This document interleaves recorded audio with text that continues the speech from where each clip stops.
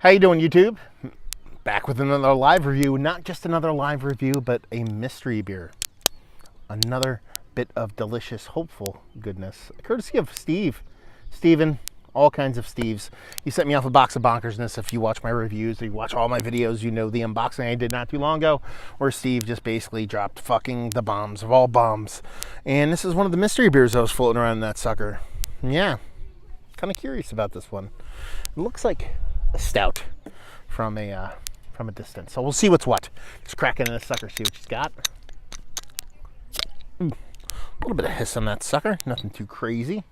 It's not trying to climb out of the bottle, so that's good. Whoa, look at that. Fucking motor oil, son. Yeah, crazy motor oil looking beer. So we just got a rich, deep, huge. You know, based off of the stuff that Steve sends me and how this bottle is shaped and how it looks, I'm assuming this is a Treehouse beer, but we'll see what's what.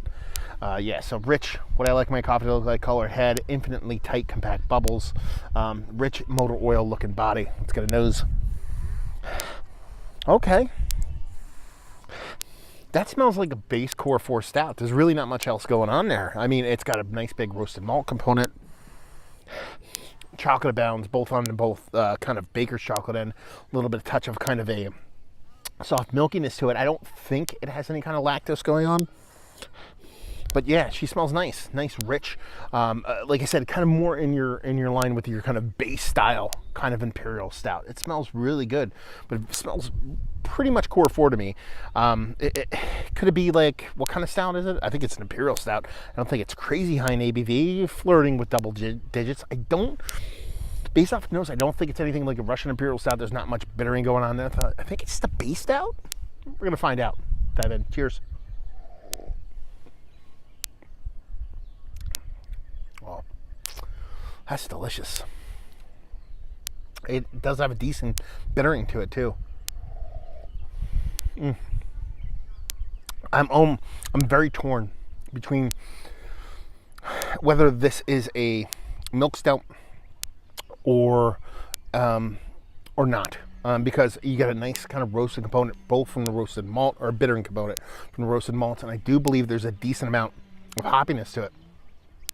There is a rich, decadent chocolate floating around the whole goddamn thing. It's absolutely fantastic. Silky, creamy, delicious kind of mouthfeel.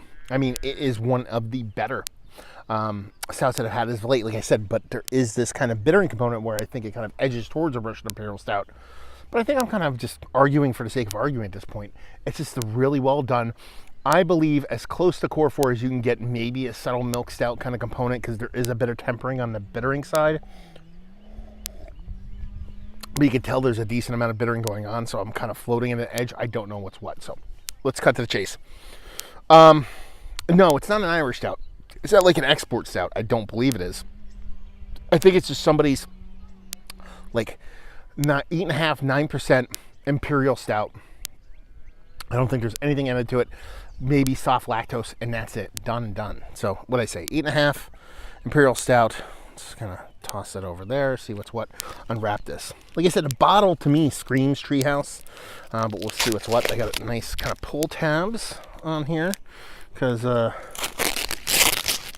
Steve was a nice guy when it came to what he did. And let's see, boom, boom, boom. Double shot. I did not get any coffee off of this. Is this OG double shot?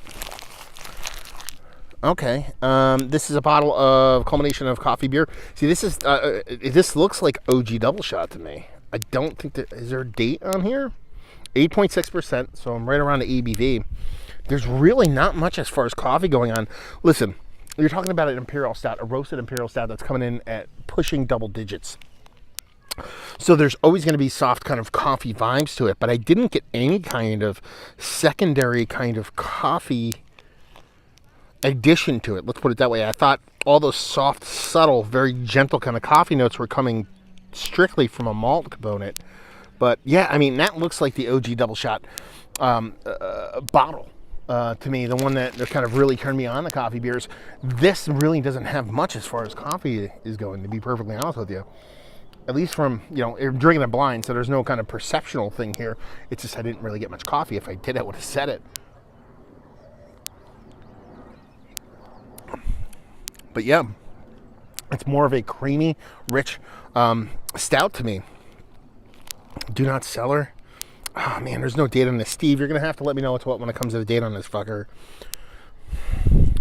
Because what I'm guessing, I'm thinking, and this is why I'm trying to say like OG double shot, is I think it's like a year or two old version of double shot, and the coffee's just dropped out absolutely completely.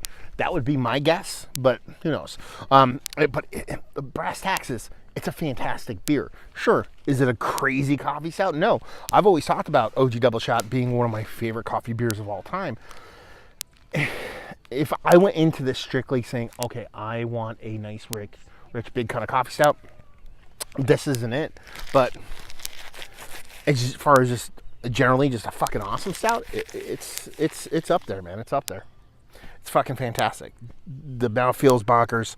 Roasted malts come through nice. The way that kind of plays back and forth with all the chocolate and stuff, it's absolutely delicious beer. So let's talk about it. It's one of the better imperial stouts. Coffee imperial stouts I've had as of late. Not coffee-wise, but just in general it is. Talking about this as it is like a quintessential coffee stout. It doesn't really get there as far as the coffee is concerned, but in general, it's just a fantastic beer. Value availability, it's Treehouse, it's double shot. You know, it is what it is, brewery only. And leave you with, if you like what we like this beer, if you like imperial stouts, like I said, Steve, you're gonna have to chime in down there. Let me know how old this bottle is. If this is a relatively fresh bottle, I think they kind of missed the mark when it comes to the coffee. If this is a couple-year-old bottle, it's just a testament to how well their stouts hold up over time.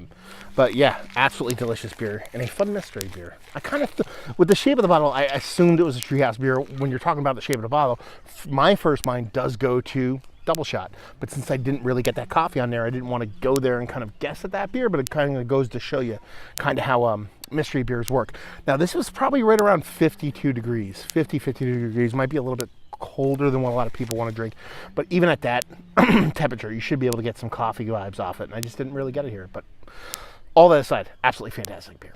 So there you go, mystery beer in the books, live mystery beer in the books. Hopefully you guys enjoyed it. Down there if you want to talk about it. Massive Beers if you want to check me out doing the social media stuff. Beer Massive if you want to check me out doing the whole podcasting thing. massivebeers@gmail.com if you want to dive in the whole mystery beer game. Hopefully you guys enjoyed today. Hopefully you're having an awesome beer right now, and hopefully see you next time. Cheers.